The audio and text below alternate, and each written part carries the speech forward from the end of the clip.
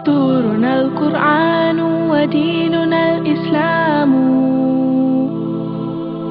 أركانه جليلة دعائم الفضيلة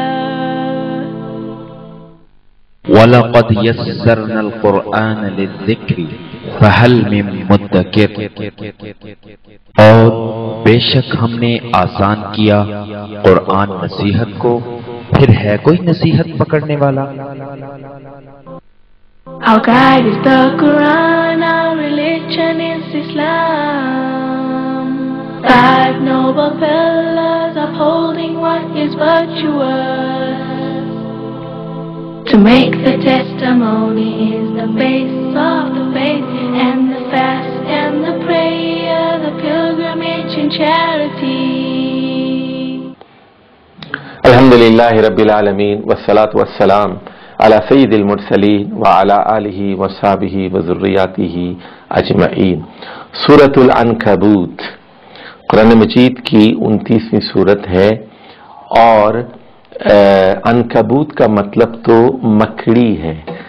اس صورت میں بیت العنکبوت کا ذکر ہے، ان اوہن البیوت لبیت العنکبوت، سب سے کمزور ترین گھر مکڑی کا گھر ہے۔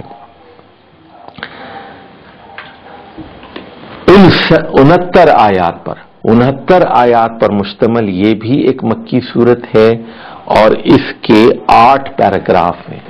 اس کا زمانہ نزول ہجرت حبشہ سے پہلے ہے، اور جب مکے میں مسلمان قریش کے ظلم و ستم کا شکار تھے، اور یہاں مسلمانوں کو اس صورت میں تیار کیا گیا ہے کہ وہ آئندہ مراحل کے لیے تیار رہیں، ثابت قدم رہیں۔ انہیں اپنا شہر چھوڑ کر جانا پڑے گا، ایک نئے ملک میں جا کے رہنا پڑے گا، ایمان لانے کے بعد اس طرح کی آزمائشیں آ کر رہیں گی۔ اور یہاں آیت نمبر 56 میں یہ بتایا گیا ہے، ان ارضی واسعۃ، یقیناً میری زمین بہت وسیع ہے۔ اگر ایک ملک میں، ایک شہر میں جہاں تم مقیم ہو، اللہ کی عبادت میں مشکلات پیش آ رہی ہیں، توحید کے سلسلے میں آزمائشوں سے دوچار ہونا پڑ رہا ہے، تو گھبرانے کی کیا بات ہے؟ اللہ کی زمین بہت وسیع ہے، ہجرت کرو دوسرے ملکوں کی طرف، اور وہاں جا کر اللہ کی عبادت میں سرگرم عمل ہو جاؤ۔ اسی طرح آیت نمبر 10 اور 11 میں مکے کے ان کمزور نفاق زدہ مسلمانوں پر گرفت کی گئی جو پسے ہوئے تھے، دبے ہوئے تھے، مشرکین مکہ کے ماتحت تھے، اور اپنے اندر اتنی جرأت اور ہمت اور عزم نہیں پاتے تھے کہ وہ ہجرت حبشہ کے لیے تیار ہو جائیں، تو ان کے اس رویے پر، اس کمزوری پر گرفت کی گئی۔ تو یہاں اس صورت کے کلیدی مضامین کی طرف ہم آتے ہیں۔ تو سب سے پہلے تو یہ کہ ایک لفظ یہاں جو اس کا بنیادی اور مرکزی مضمون سے علاقہ رکھتا ہے، وہ ہے فتنے کا، یفتنون۔ تو آیت نمبر 2 اور 3 میں یہ بات بتائی گئی کہ ان آزمائشوں کا مقصد نیک لوگوں کو چھانٹ لینا ہے، آزمائشیں آ کر رہیں گی، آزمائشوں کے بغیر جنت نہیں مل سکتی۔ چنانچہ فرمایا گیا کہ احسب الناس ان یترکوا ان یقولوا آمنا وہم لا یفتنون، کیا لوگ یہ سمجھتے ہیں کہ وہ یوں ہی چھوڑ دیے جائیں گے محض یہ بات کہنے پر کہ آمنا، ہم ایمان لائے؟ کیا صرف زبان سے ایمان لانا کافی ہے، اس پر انہیں جنت مل جائے گی؟ نہیں۔ اور کیا یہ وہ سمجھتے ہیں، کیا وہ اس غلط فہمی میں ہیں کہ آزمائشیں نہیں آئیں گی اور وہ فتنوں سے دوچار ہو کر نہیں رہیں گی؟ تو اس غلط فہمی کو دور کر لینا ضروری ہے۔ اور پھر فرمایا گیا وَلَقَدْ فَتَنَّا الَّذِينَ مِن قَبْلِهِمْ، نبی کریم صلی اللہ علیہ وسلم کی امت پر آزمائشیں کوئی نئی بات نہیں ہے. تاریخ اٹھا کر دیکھیے کہ تمام انبیاء پر آزمائشیں آئی ہیں، اور ایسا زمانہ بھی گزرا ہے جہاں اہل ایمان کو آگ کے گڑھے میں پھینکا گیا اور انہیں زندہ جلا دیا گیا، اصحاب الاخدود کو. اور ایسے واقعات بھی تاریخ میں ہمیں ملتے ہیں کہ آدھے جسم تک لوگوں کو زمین میں دفن کیا گیا اور آرے سے ان کے جسم کو 2 حصوں میں چیرا گیا. تو یہ واقعات بھی تاریخ میں ملتے ہیں، لیکن ان لوگوں نے کسی دباؤ کو قبول نہیں کیا، مر گئے، شہادت کے مرتبے پر فائز ہوئے، لیکن توحید کے معاملے میں انہوں نے کسی مداہنت سے کام نہیں لیا. لقاء اللہ، اللہ سے ملاقات، یہ بھی قرآن مجید کی ایک خاص اصطلاح ہے. اس صورت میں 3 مرتبہ یہ لفظ استعمال ہوا ہے.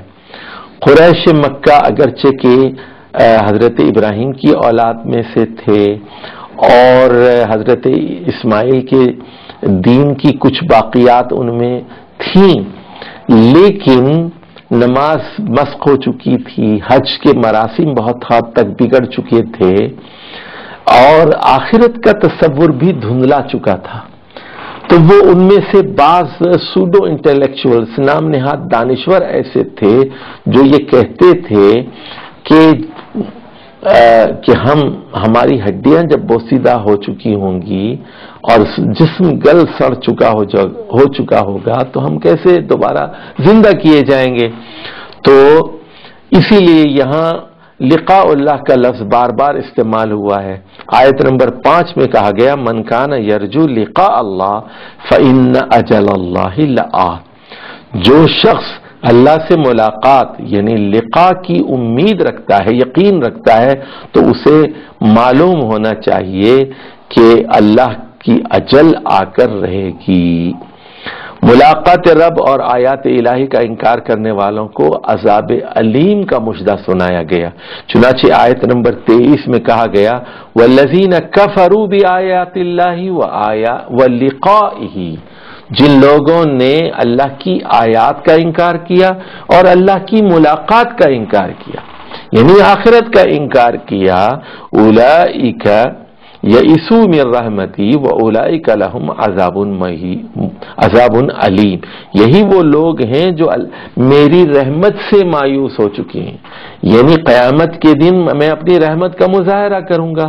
منکرین آخرت اللہ کی رحمت سے مایوس ہو چکے ہیں، اور یہی وہ لوگ ہیں جن کے لیے دردناک عذاب ہوگا. اور پھر آیت نمبر 36 میں حضرت شعیب اور ان کی قوم کے بارے میں یہ بات بتائی گئی وَإِلَى مَدْيَنَ أَخَاهُمْ شُعَيْبًا، قوم مدین کی طرف حضرت شعیب کو رسول بنا کر بھیجا گیا، اور انہوں نے یہی دعوت دی یا قوم اعبدوا اللہ، اے میری قوم کے لوگو اللہ کی عبادت کرو، اے میری قوم کے لوگو اللہ کی عبادت کرو. اور ان کی دعوت کا دوسرا نقطہ توحید کے بعد یہ تھا ورجل یوم الآخر، قیامت کے دن کی امید رکھو، قیامت آ کے رہے گی. تو اس سے یہ بات بھی معلوم ہوئی کہ حضرت شعیب کی قوم میں شرک بھی تھا، توحید کا فقدان تھا، اس لیے انہوں نے ان اعبدوا اللہ کی دعوت دی، اور وہ منکر آخرت بھی تھے، اسی لیے انہوں نے یہ دعوت دی ورجل یوم الآخر ولا تعثوا فی الارض مفسدین، زمین میں فساد برپا کرتے نہ رہو. مجاہدہ، یہ لفظ بھی اس صورت کے اندر 2 مرتبہ استعمال ہوا ہے. دیکھیے یہ مدنی صورت نہیں ہے، یہ مکی صورت ہے. 5 نبوی میں ہجرت حبشہ سے پہلے نازل ہوئی ہے. یہاں مجاہدے کا ذکر ہے، تو یہاں مجاہدے سے مراد قتال نہیں ہے، بلکہ یہاں پر مجاہدے سے مراد ہجرت ہے، ہجرت حبشہ ہے، اور دعوتی اور تبلیغی سرگرمیاں ہیں۔ مکے کے اندر دعوت و تبلیغ جاری و ساری رکھو، حبشہ کے اہل کتاب میں دعوت و تبلیغ جاری و ساری رکھو۔ تو آیت نمبر 6 میں یہ بات کہی گئی، وَمَنْ جَاهَدَ فَإِنَّمَا يُجَاهِدُ لِنَفْسِهِ، کہ جو آدمی جہاد کرتا ہے تو اس کا مجاہدہ، اس کی کوششیں، اس کی ایکٹیویٹیز، اس کی سرگرمیاں خود اس کے اپنے لیے مفید اور فائدہ بخش ہیں۔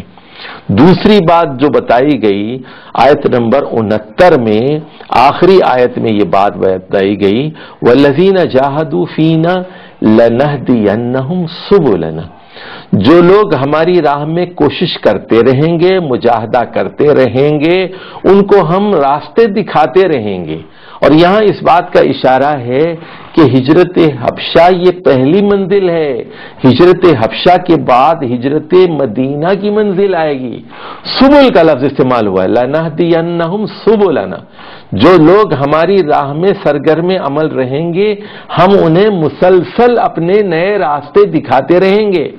تو ہجرت حبشہ منزل نہیں ہے، اس کے بعد ہجرت مدینہ ہے، اور ہجرت مدینہ بھی منزل نہیں ہے، بلکہ اس کے بعد بدر کی منزل ہے، اور احد کی منزل ہے، احزاب کی ہے، صلح حدیبیہ کی منزل ہے، فتح خیبر کی منزل ہے، فتح مکہ کی منزل ہے، تبوک کی منزل ہے۔ مومن کبھی ایک حال پر جامد اور ساکن نہیں رہتا، وہ آزمائشوں سے گزرتا جاتا ہے، اور پھر اس کے لیے اللہ تعالیٰ کی طرف سے نئے راستے دکھائے جاتے رہیں گے۔